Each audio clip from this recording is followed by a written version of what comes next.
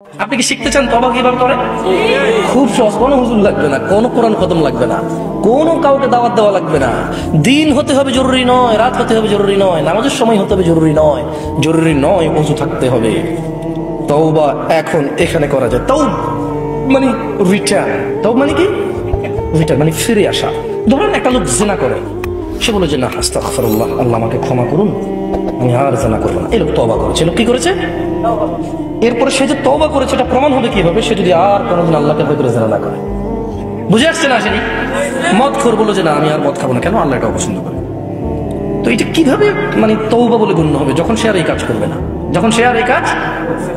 তো শোনো, তোমার রব তোমাকে বলছে ইল্লা মান তাব, তবে যে তওবা করে, ওয়া আমানা ওয়া আমিলা সলিহা, অপরাধ থেকে ফিরে এসে ভালো কাজ কর্ম করে, ফাউলাইকা ইউবাদদিলুল্লাহ, ইয়া আল্লাহ লা ইলাহা ইল্লা আনতা, লা ইলাহা ইল্লাল্লাহ। দেখেন কি রব পেয়েছেন, বেদুয়ার মহিলার পুরুষ।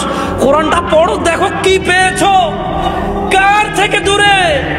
মা গররাকা বিরাব্বিকাল কারীম ইয়া নাস, কিসে তোমার এত দয়ালু রব থেকে তোমাকে দূরে রেখেছে? কি তোমার রবের দয়া দেখবে? বলছেন যে ফাউলাইকা ইউবাদদিলুল্লাহু সাইয়্যাতিহিম হাসানাত, বলছেন যে আল্লাহ তোমার অপরাধকে নেকিতে পরিবর্তন করে দেবে।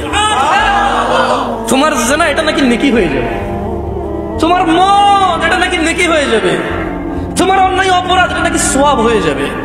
তোমাকে একটা উদাহরণ দিই। আসলে মাশাআল্লাহ এখানে বেশ পয়সাওয়ালা মানুষজনের আড্ডা, এখানে ঠিক আছে, টাকা পয়সার উদাহরণ দিলে ধরে নেন রাসেল সাহেবের কাছে টাকার অভাব নাই মোটামুটি। তো আমাকে উনি খুব পছন্দ করবেন বলেছে যে এই পথে যদি তুমি চলো জামশেদ, আমি তোমাকে খুব ভালোবাসবো, আমার খুব পছন্দ এই পথে চলা।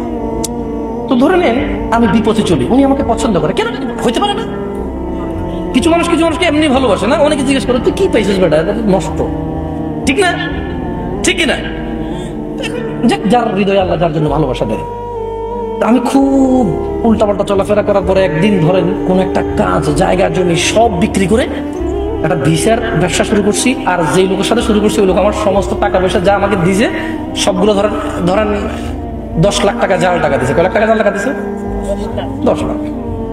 আচ্ছা, এখন আমি খুব লজ্জিত। এবার ধরেন রাসেল সাহেব যাচ্ছে দিক দিয়ে, আমি খুব মানে আগে যেরকম আমি ডোন্ট কেয়ার। কি care? Don't care who is Russell সাহেব। হঠাৎ করে রাসেল সাহেব আমাকে ভালোবাসে নিঃস্বার্থ ভাবে। কিভাবে? আল্লাহ আমাদেরকে কিভাবে ভালোবাসে মনে রাখবেন কি রব পেয়েছেন। এইবার রাসেল সাহেব আমাকে বললো যে কি জামশেদ কি হইলো, কি হুন্ডা কই, বাইক কই, গাড়ি কই, হ্যাঁ তারপরে ব্যাসলাইট কই?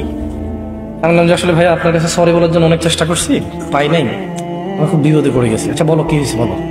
ধরুন উনি দেখতেছে যে আমার একটা উজ্জ্বল ভবিষ্যৎ আছে, আমাকে দিয়ে উনি কোনো কাজে লাগাইতে পারবে, উনি দেখতেছে যে সমাজ সংস্কার হবে। তো উনি বললো যে কি হয়েছে? আমি বললাম যে এই 10 লক্ষ টাকা এ আমাকে জাল টাকা দিয়ে চলে গেছে, খোঁজ পাচ্ছি না, এখন আমি বাড়িতে গেলে আমার ঘর দুয়ার যা সব মানুষ উঠে নিয়ে চলে যাবে। তিনি বললেন যে আচ্ছা আমি তোমাকে 10 লাখ টাকার ব্যবস্থা করতেছি, তো তুমি কিন্তু আর এইসব আজে বাজে কাজে যোগ দিবা না, আর ভালো হয়ে চলবা। তো একটা মানুষ যদি ভালোবাসার কারণে কারো 10 লক্ষ টাকা জাল টাকা নিয়ে যদি ওকে আসল টাকা দিতে পারে, আল্লাহ কি মানুষের অপরাধকে নেকিতে পরিবর্তন করতে পারে না? কি রব পেয়েছো মানুষ, কি রব পেয়েছো। কার থেকে দূরে তুমি কার কিতাব পড়ো না, তুমি কার কথা পড়ো না, তুমি দেখেছো কখনো তিনি তোমাকে কত ভালোবাসে?